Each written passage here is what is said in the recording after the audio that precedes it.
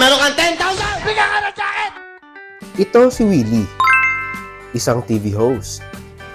September 11, 2008, nagkaroon ng agreement between Willie Revillame and ABS-CBN para sa isang noontime show, Wawawi. 3 years ang kontrata, so dapat matatapos sila ng September 10, 2011. Isa't kalahating taon mula ng agreement, nagkaroon ng hidwaan si Willie at ang ABS-CBN. Ito ay dahil sa isa pang talent ng ABS-CBN na si Jobert Socaldito.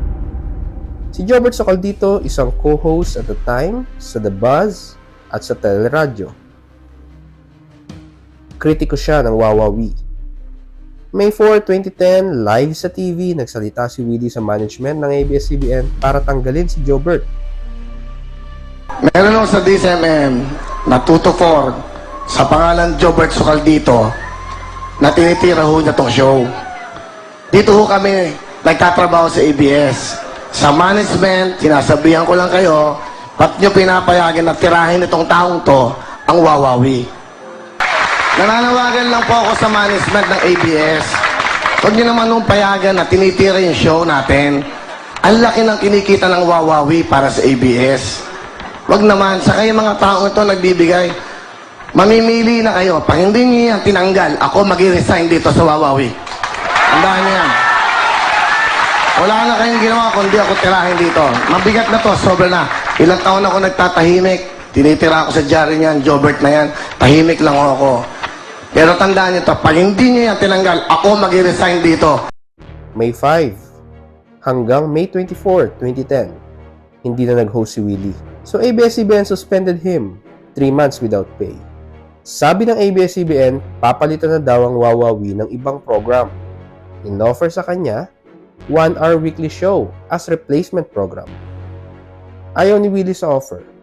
Sabi ni Willie, nire-rescind o kaya tinatapos na niya ang kontrata dahil sa breach of contract.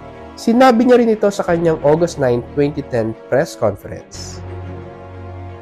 Araw na ito, sa sarili ko, nagpapaalam na po ako sa ABS-CBN at tapos na po ang kontrata ko sa kanilang lahat. Nagpadala ng mga liham ang ABS-CBN sa ibang mga network. Huwag tanggapin si Willie dahil hindi pa tapos ang kontrata nito sa ABS-CBN. August 23, 2010, dinimanda ni Willie ang ABS-CBN sa RTC Quezon City. Ang request ni Willie, i-confirm ni ABS-CBN ang rescission at cancellation ng agreement at bayaran si Willie for damages. Sa final na answer with compulsory counterclaims, nang hihingi ang ABS-CBN ng liquidated damages na nagkakahalaga ng halos 707 million plus 427 million for each week of violation ng agreement. October 4, 2010, pumalat ang reports na lumipat sa TV5 si Willie. Ang may-ari ng TV5 ay ang ABC Corporation. Nag-apply ng TRO si ABS-CBN dahil ang programang Willing Willie parehas daw sa show ng Wawawi, pero denied ang TRO. Nag-file din ng complaint for copyright infringement itong si ABS-CBN against kay Willie at against sa ABC Corporation sa RTC Makati. Nag-petition ng ABC Corporation sa Court of Appeals.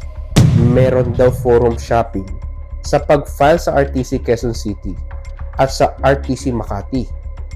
Both ay based sa breach of contract di umano ni Willie.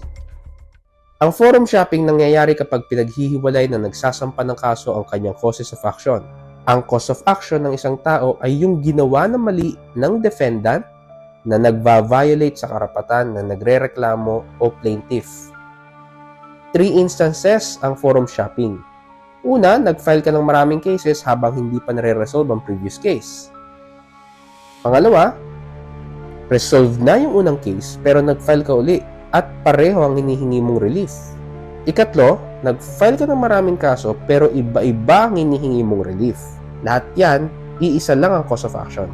Nagfo-forum shopping ang isang party dahil sakaling matalo siya sa isang hukuman, pwede naman siyang manalo sa ibang hukuman.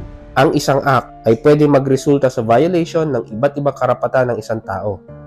Regardless kung ilan ang na-violate niyang rights, as long as isa lang ang wrongful act, isa lang ang cause of action. Bawal sa batas paghiwalayin ang cause of action. In this case, isa lang ang act. Ano yung act? Refusal to honor his talent agreement by not working for a rival network. Therefore, nang mag-file ng infringement case si ABS-CBN sa RTC Makati, guilty si ABS-CBN ng forum shopping. Kapag may forum shopping, sabi ng Supreme Court, tinitignan dito kung willful or sinadya. Bakit? Kasi kapag willful, dismiss lahat ng kaso. Sabi ng Supreme Court, deliberate o sadya ang ginawang forum shopping ni ABS-CBN. 1 month after ma-deny ang TRO ni ABS-CBN, nag-file naman ng copyright infringement on the ground pa rin ng violation of their agreement. Therefore, in this case, dinismiss ang parehong kaso ng copyright infringement at ang counterclaim ni ABS-CBN laban kay Willie. For more videos like this, please like, follow, and share. Thank you!